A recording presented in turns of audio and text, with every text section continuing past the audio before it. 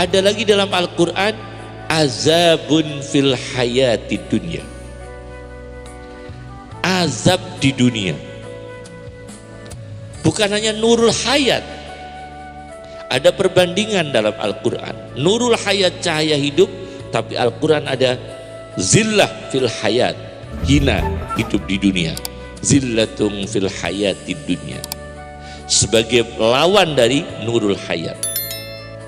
Lawan dari nurul hayat, cahaya hidup, lawannya apa? Zillatung fil hayati dunya, dihinakan hidupnya oleh Allah. Lawan dari nurul hayat, azabun fil hayati dunya, azab di dunia. Masya Allah, azab di dunia. Jangan berani-berani menerima uang yang tidak baik, yang tidak halal. Kemarin waktu kompetisi capres, cawapres, caleg dan sebagainya, ada yang terima uang nggak? Nah, ini menerima uang ini nanti di hadapan Allah menjadi masalah.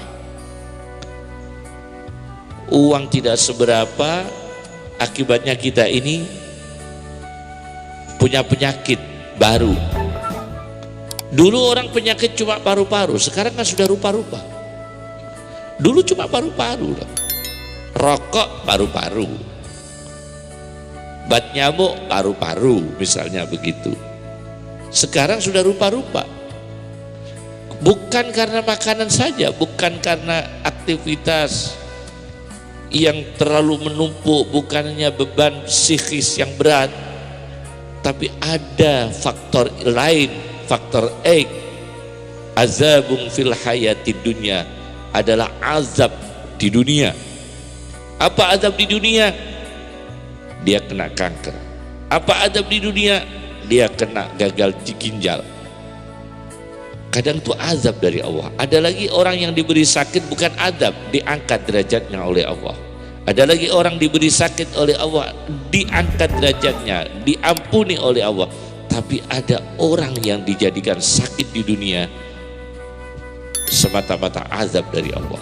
Azabun fil hayati dunya, azab di dunia. Maka saya pernah ditanya bapak-bapak dan ibu-ibu, kenapa pertanyaan itu sebetulnya tidak baik.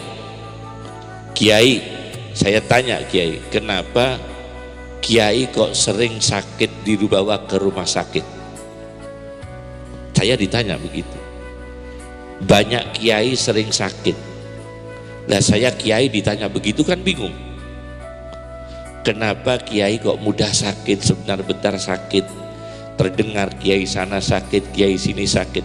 Orang itu tanya, tapi pertanyaannya tidak begitu santun. Saya nggak berani jawab, dia jawab sendiri. Karena Kiai kalau pas makan enak nggak nawari orang. Katanya begitu dia. Pas makan enak nggak nawari orang, dia jawab begitu. Ini dijawab-jawab sendiri. Jadi memang ada ketika kita gembira, jangan sampai dilihat orang yang sedih. Itu memang ada efeknya. Ketika kita gembira, jangan sampai dilihat orang yang sedang bersedih. Dan orang bersedih itu tidak ikut merasakan kegembiraan kita. Jangan sampai. Ketika kita makan enak, jangan sampai dirasakan orang yang lapar. Jangan sampai dilihat orang yang lapar. Bahaya itu. Ketika kita sedang dilimpahi rezeki oleh Allah, diberi kekayaan oleh Allah, jangan dipamerkan pada orang miskin. Akan dimiskinkan kita oleh Allah, akan diazab oleh Allah. Karena apa?